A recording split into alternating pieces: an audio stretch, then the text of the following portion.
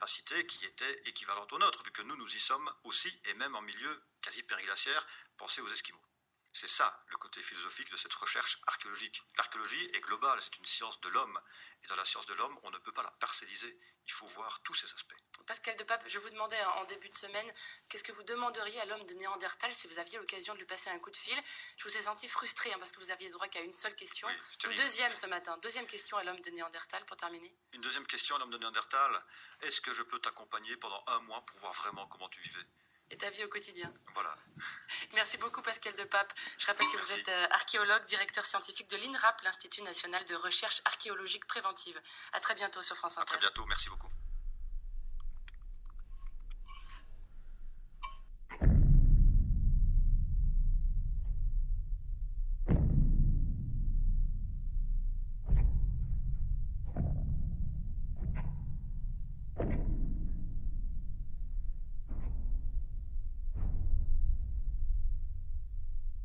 Ici, à l'Institut Max Planck de Munich en Allemagne, nous développons une recherche sur le corps urbain.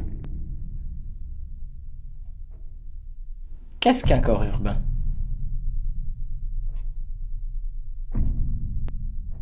L'objectif de cette recherche est d'arriver à le définir. Remontons donc à ses origines. Certains anthropologues considèrent que l'origine de l'Homo urbanis erectus remonterait à la naissance de la ville générique, que le boom de la construction du XXIe siècle et la fascination de l'homme pour la ville vont conduire à la fin du XXIe siècle à l'aboutissement total de son adaptation au milieu, la naissance du corps urbain. La ville, c'est l'espace du commerce. Avec le développement de l'industrie, la recherche d'emploi incite les individus à venir l'habiter et la faire croître. Le milieu urbain ainsi constitué et son évolution imposent au corps de ses habitants une adaptation toujours plus rapide. Génération après génération, leur corps évolue vers une nouvelle espèce. L'Homo urbanis erectus. Le corps évolue et adapte son fonctionnement à son milieu. Nous sommes dans la 5e génération. Peut-on déjà parler de l'existence d'un corps urbanisé? Aujourd'hui, la ville devient aussi l'espace du loisir par excellence. Et c'est de celle-ci que naissent les concepts de ville thématique ou de ville générique. Si les 3 fonctions principales du milieu urbain sont le commerce, l'habitat et le loisir, les principales fonctions du corps urbain sont-elles aussi celles du commerce, de l'habitat et du loisir? Pouvons-nous parler d'un corps commercial, politique et social? Question. C'est le corps qui crée l'espace, ou bien l'espace crée-t-il le corps?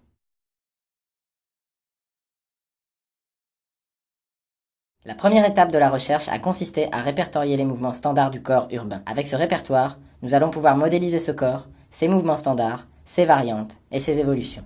Ce répertoire est divisé en 2 groupes. Posture assise, posture debout. Le répertoire se compose de 10 postures fonctionnelles standards. Ici, le répertoire des 5 postures standards debout, du A au E.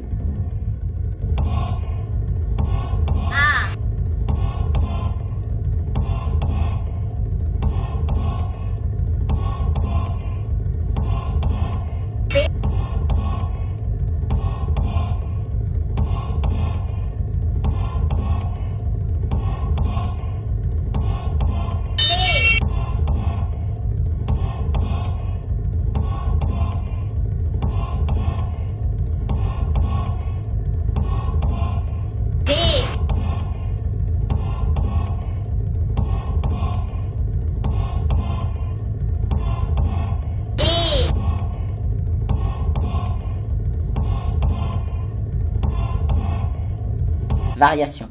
A. B. C. D. E.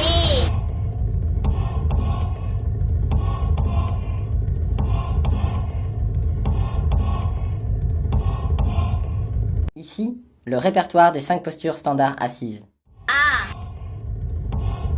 B. C. D. E.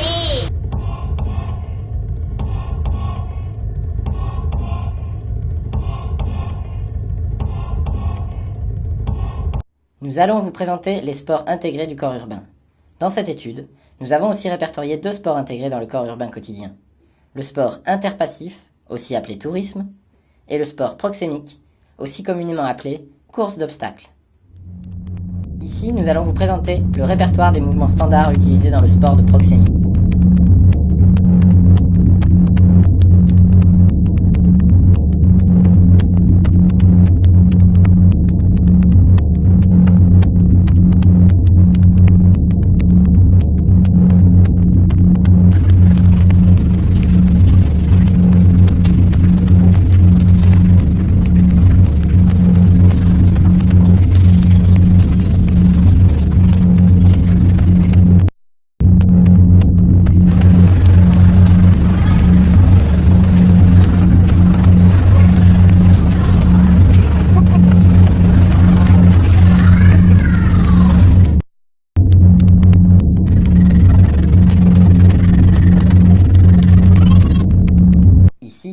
nous allons vous présenter le répertoire des mouvements standards utilisés dans le sport interpassif du tourisme.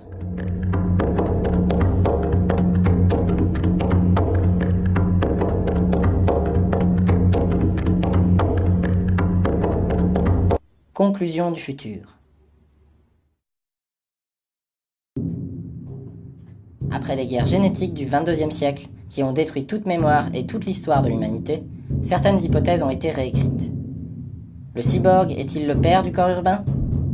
Donna Haraway affirmait que le cyborg n'a pas d'histoire de ses origines au sens occidental du terme. Ultime ironie puisqu'il est aussi l'horrible conséquence, l'apocalypse finale de l'escalade de la domination de l'individuation abstraite, le moi par excellence, enfin dégagé de toute dépendance. Un homme dans l'espace.